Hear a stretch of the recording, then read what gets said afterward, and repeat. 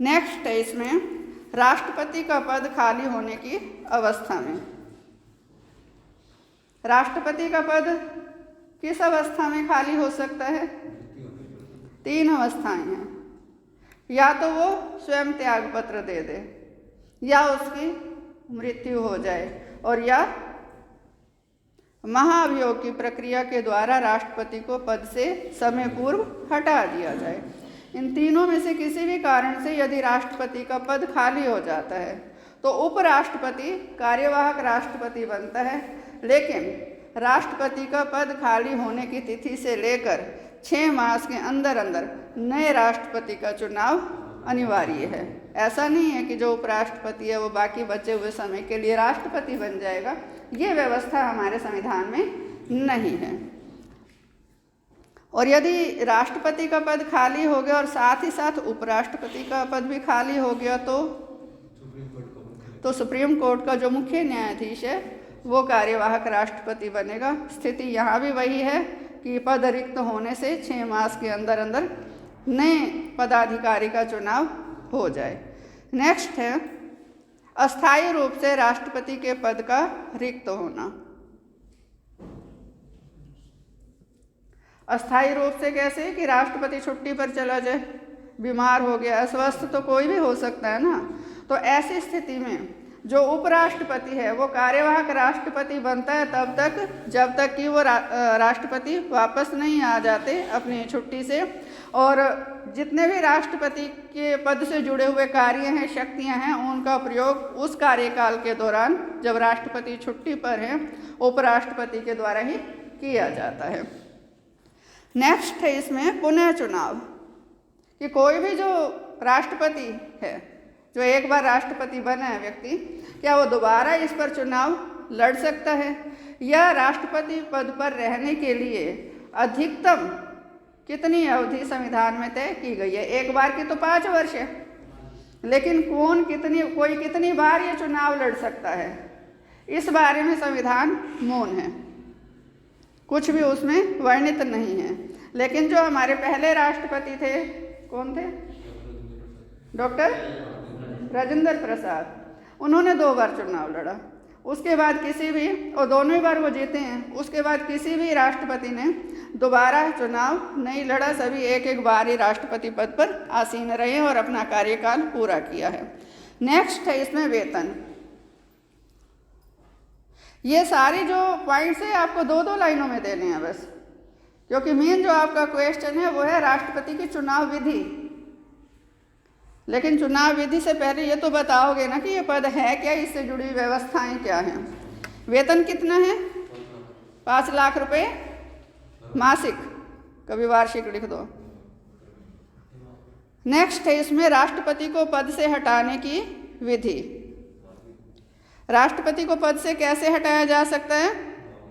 महाभियोग की प्रक्रिया के द्वारा। और ये महाभियोग की प्रक्रिया क्या है? कौन भाग लेता है इसमें? लोकसभा और राज्यसभा।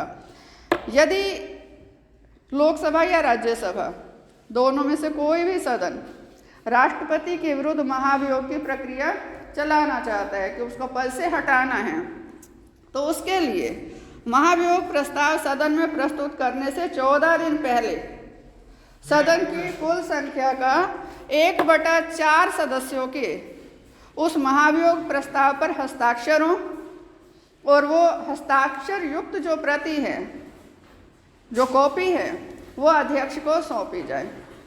उसके 14 दिन बाद ही सदन में ये पटल पर प्रस्तुत हो सकता है महाभियोग प्रस्ताव।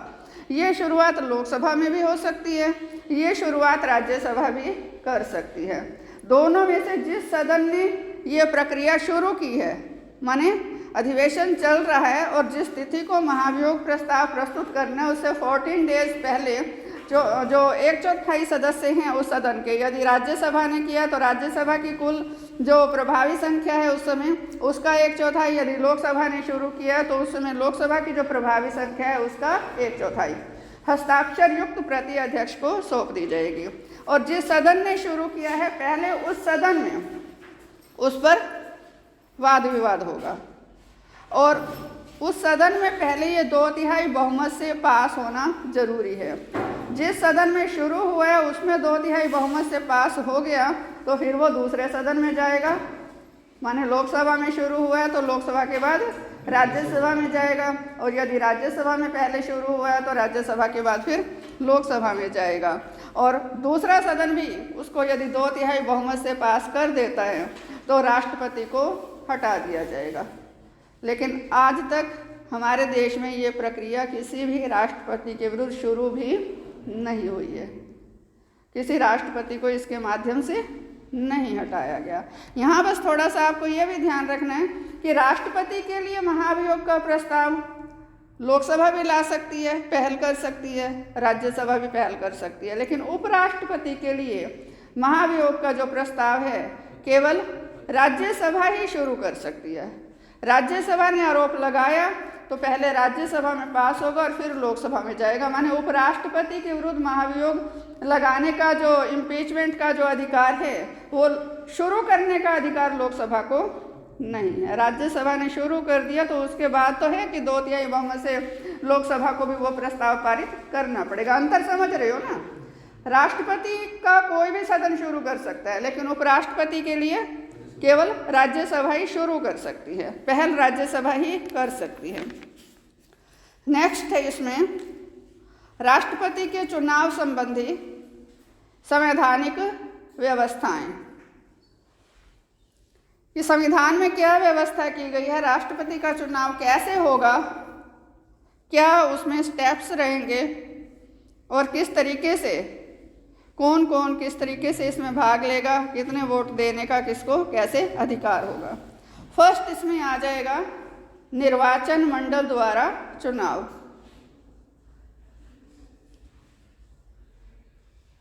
जो राष्ट्रपति का चुनाव है वो निर्वाचन मंडल के द्वारा होता है।